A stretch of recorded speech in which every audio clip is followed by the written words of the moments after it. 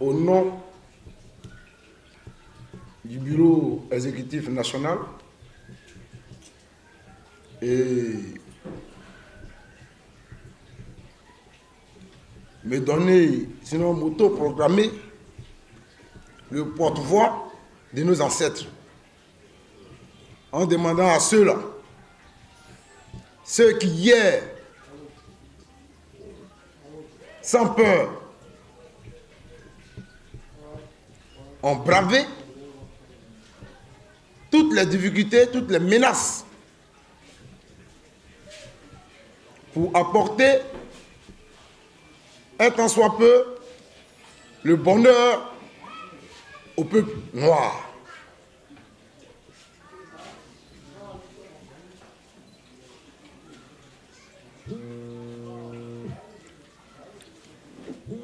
Je voudrais vous dire merci au nom de nos ancêtres.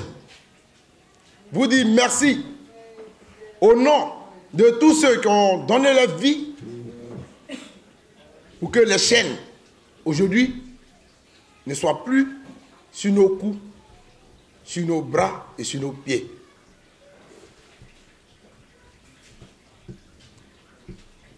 Vous allez vous-même constater sur la banderole derrière moi, c'est écrit, et ça c'est la parole de Kwame Nkrumah, qui disait que je suis africain, pas parce que je suis né en Afrique, mais parce que l'Afrique est née en moi. Cette citation a été mentionnée effectivement pour dire que la naissance d'Afrique, ma patrie, est une déclaration manifeste de cette naissance de notre continent africain en nous. Nous voudrions inviter les uns et les autres déjà à transformer leur cœur de pierre en cœur de chair. Enfin, que l'Afrique gémit depuis fort longtemps, aujourd'hui encore, puisse avoir des défenseurs enfin, puisse avoir des dignes fils enfin. Laissez naître l'Afrique en vous. Laissez naître la terre de nos ancêtres en vous. En Afrique, les morts ne sont jamais morts. En Afrique, l'héritage s'assume et se fructifie. Si la terre africaine est riche, c'est bien parce que Dieu nous a bénis. Si le sous-sol africain est riche, c'est par la volonté de Dieu. Il nous l'a donné. Et cette richesse, nous la regardons impuissamment en train d'être emportés par des imposteurs.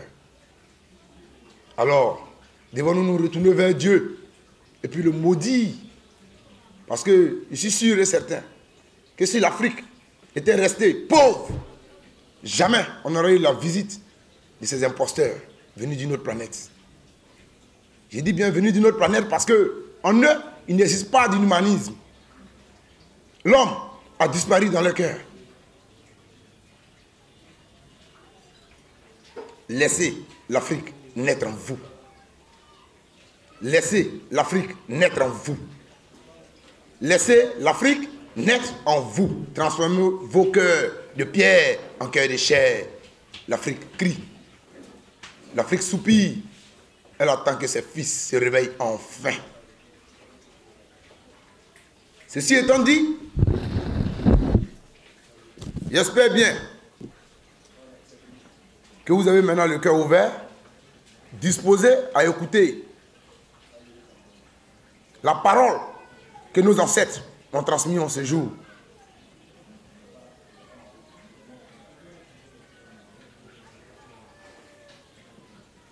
Pour un bref rappel, comme le disait Cheikh Anta Diop, que l'humanité, d'autres ont écrit dans des livres, mais ça a été truffé ça et là, de façon très subtile, de mensonges. Mais je me réfère à Cheikh Anta Diop, 10 fils d'Afrique, qui nous rappelait que l'Égypte antique était nègre. Le jour où ces imposteurs sont arrivés sur la terre de nos pères, ils étaient surpris de constater que la première civilisation au monde était nègre. Alors il fallait falsifier toute cette histoire.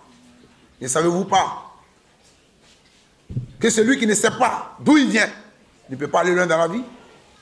Effectivement, ils le savent. La meilleure manière de nous dominer était d'effacer notre histoire, la tronquer, la trafiquer. Nous rendons hommage à tous ceux qui mènent ce combat partout dans le monde. Nous rendons hommage à Afrique Média, qui sans complexe mène ce combat. Nous voulons leur dire merci d'être venus. Merci Afrique Média.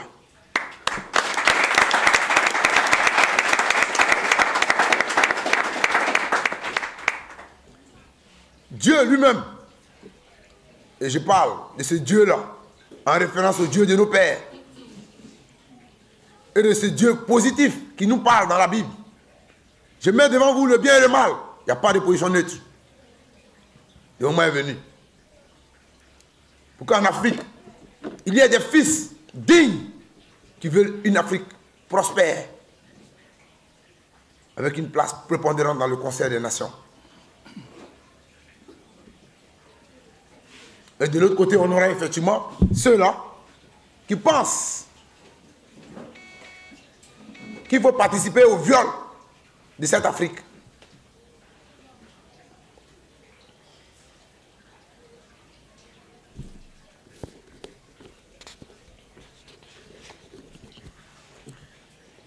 Il y a de cela aujourd'hui plus de 500 ans que nos ancêtres faisaient une rencontre des plus détestables, des plus regrettables avec l'homme blanc.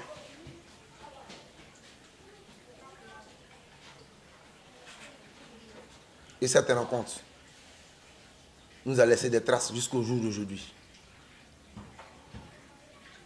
Cette rencontre, elle a été marquée par la traite négrière, qui n'a rien à voir avec l'esclavage qui a existé bien avant cette traite négrière. C'était un commerce spécial. La vente des hommes noirs, nos ancêtres, vos ancêtres, vous et moi, nos ancêtres.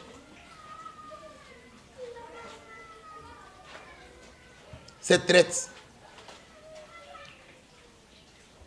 pour qu'elle soit opérationnelle, il a fallu faire la chasse à l'homme. Il a fallu disperser des familles, disperser des sociétés, disperser des civilisations.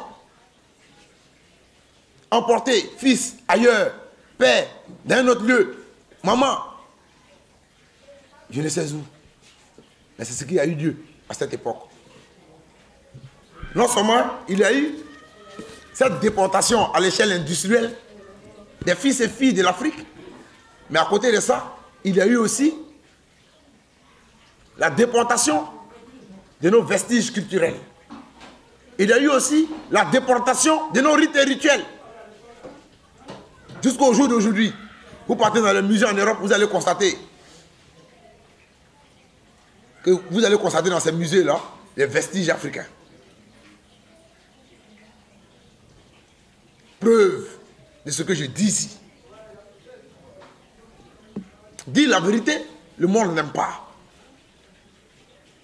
La Bible nous parle du Fils de Dieu, Jésus, qui est venu brûlant de vérité. Vous connaissez la suite. Ils l'ont tout simplement cloué parce que le monde déteste la vérité. Mais il y a un choix à faire. Quand tu es avec Dieu, il n'y a pas de demi-mesure. Que ton oui soit oui, que ton non soit non. Alors choisissez entre la vérité et les ténèbres. Ce monde aujourd'hui est très clair, sans embâche. Les super traversés ça et là par l'oligarchie financière et ces réseaux veulent mettre en place un nouvel ordre mondial. Alors vous choisirez entre le nouvel ordre mondial qui est prédit dans la Bible. De qui? De Dieu? Ou de Satan? Allons-nous suivre?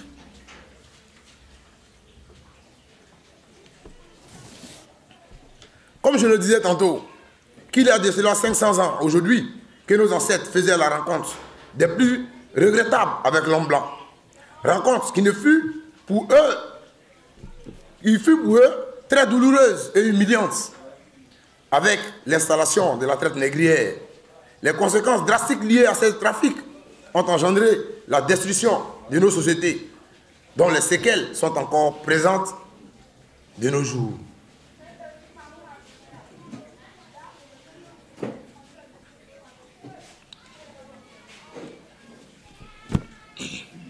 Cette période, traversée de conquêtes, de chasse à l'homme, et surtout de déportation à l'échelle industrielle des fils, des filles, des vestiges culturels, des rites et rituels africains, n'a pas suffi à l'agresseur venu d'ailleurs de nous permettre de nous reconstruire jusqu'à maintenant. Même après l'abolition de cette période sinistre, s'en est suivi la continuité des pillages scandaleux de nos ressources par l'assujettissement des fils d'Afrique au travail forcé. C'est la période coloniale, avec, autre fait marquant, la participation de nos pères à la libération de l'Europe pendant la Deuxième Guerre mondiale. Pendant cette période, après cette guerre mondiale, ils ont remercié nos parents en leur donnant un trophée avec un titre honorifique de tirailleur. Ce sont des Français, donc tout ce qu'ils disent là, c'est en français. Tirailleur, c'est celui qui tire ailleurs, donc qui n'était pas capable de libérer la France. Alors que nos parents ont servi de chair à canon pendant cette guerre. Parce que là où c'était dur pour avancer, c'était les nègres qui étaient au premier rang. Et quand il fallait remporter maintenant la victoire, on les faisait disparaître et l'homme blanc venait s'approprier la victoire finale. Ça, c'était un fait historique. C'est un fait historique qu'il faut qu'aujourd'hui encore nous rappelons à nos frères et sœurs.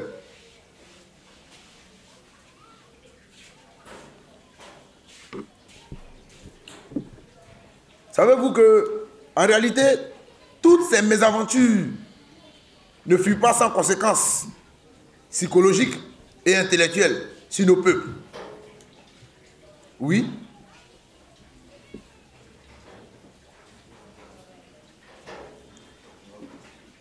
La violence inouïe que nos pères ont subie n'est pas restée sans conséquences. Ça marque l'esprit. Ça détruit l'esprit. C'est pourquoi aujourd'hui encore, nous voulons tout simplement rappeler ces faits. C'est un devoir de mémoire.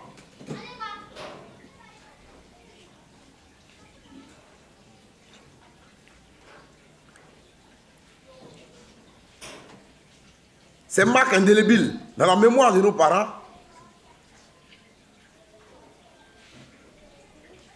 étaient immédiates, à court terme et à long terme. C'est pourquoi je parle de jusqu'au jour d'aujourd'hui encore, au jour d'aujourd'hui encore, nous continuons de subir les affres de ce qui a eu lieu depuis plus de 500 ans aujourd'hui. Aussi, est-il important de rappeler que les mutations positives de ces pratiques sur notre condition de vie au fil des temps fut le fruit de grandes résistances et de révoltes, émaillées de plusieurs sacrifices, de dons de soi, de ceux de nos vaillants ancêtres qui nous ont précédés. à qui nous devons aujourd'hui de naître sans les chaînes, et non le fruit d'une action de grâce de la prédation impérialiste de nos bourreaux. Aujourd'hui encore, dans le contexte sociopolitique néocolonial actuel, truffé ça et là de conflits, de guerres, de terrorisme et toute autre déchirure du même acabit, sous prétexte de démocratisation généralisée, de n'importe quoi, de tout et de n'importe quoi, au mépris des considérations culturelles des peuples, au nom de la mondialisation, et provoquant ainsi la misère, dégraissement des dents, des lamentations, l'exil, des flux de déplacés et des migrations massives de tous les peuples, sans défense du monde entier en général et de ceux de l'Afrique en particulier. C'est pourquoi, conscient de ces réalités indéniables et qu'il faut en sortir, vu la dégradation profonde de la cohésion sociale des peuples africains, vu le retard au niveau du développement de nos peuples et de nos États, dans un monde en plein essor, vu que nous sommes liés par la même terre, par la même histoire à travers l'esclavage, la traite négrière, le travail forcé, la colonisation et j'en passe. Les mêmes ancêtres, de par diverses filiations, sans trace pendant cette grande époque de déplacement massif.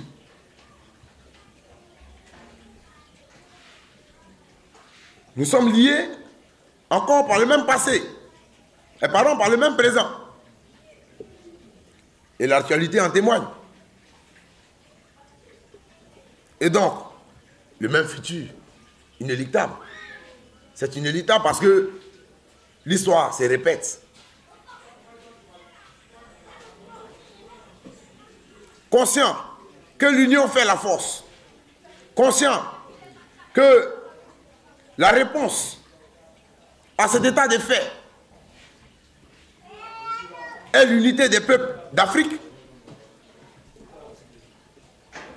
considérant notre acquis d'autodétermination comme tronqué, donc comme des pseudo-indépendances, convaincus de l'urgence de la mise en place d'un État fédéral continental africain par l'affirmation de nos jeunes États et pour l'affirmation de nos jeunes États dans le Conseil des Nations, convaincus que seul le panafricanisme peut nous y conduire, convaincus que la désaliénation et la réconciliation sont les conditions préalables à cette union, sinon à cette unité.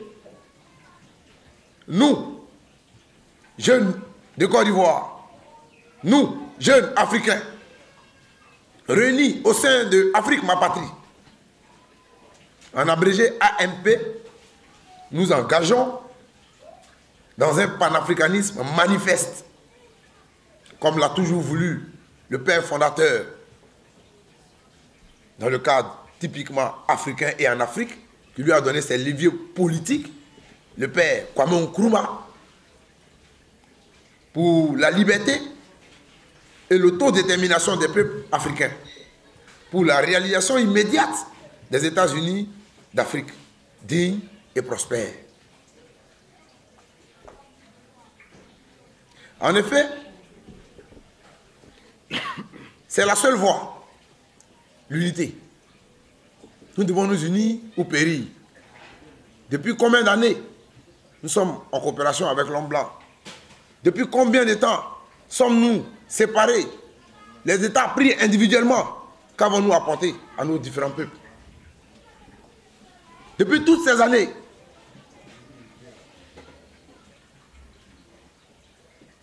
nous n'avons pas pu apporter quoi que ce soit à nos peuples. C'est pourquoi, comme les politiques peinent à y arriver, c'est-à-dire arriver à cette unité africaine avec un seul président, avec une seule armée, avec une seule diplomatie, qui serait salutaire, sinon qui est salutaire pour l'Afrique, alors nous, le peuple, nous allons nous y engager. Nous allons nous y engager sans complexe, pour qu'une fois pour de bon, nous soyons pris en compte dans le Conseil des Nations. C'est cette plateforme-là que nous voulons créer aujourd'hui. C'est ce carnaval de réflexion des fils d'esclaves et des tirailleurs d'hier que nous voulons créer aujourd'hui.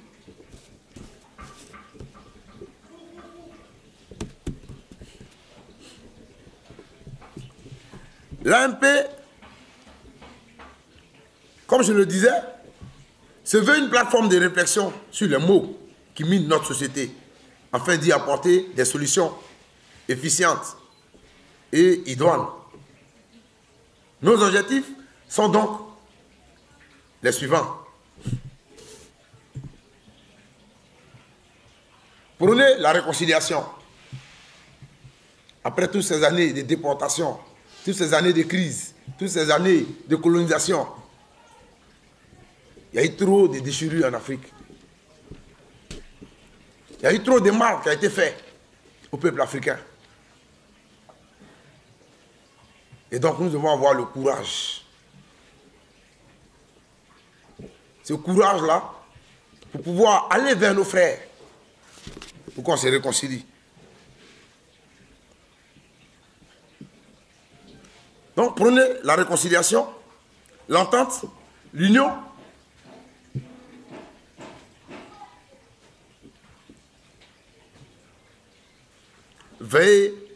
Éveiller les consciences de nos peuples, promouvoir les valeurs culturelles et contribuer à détruire chez nous en Afrique ou à faire disparaître les sombres abîmes de l'analphabétisme. Je crois que, chers frères et sœurs d'Afrique,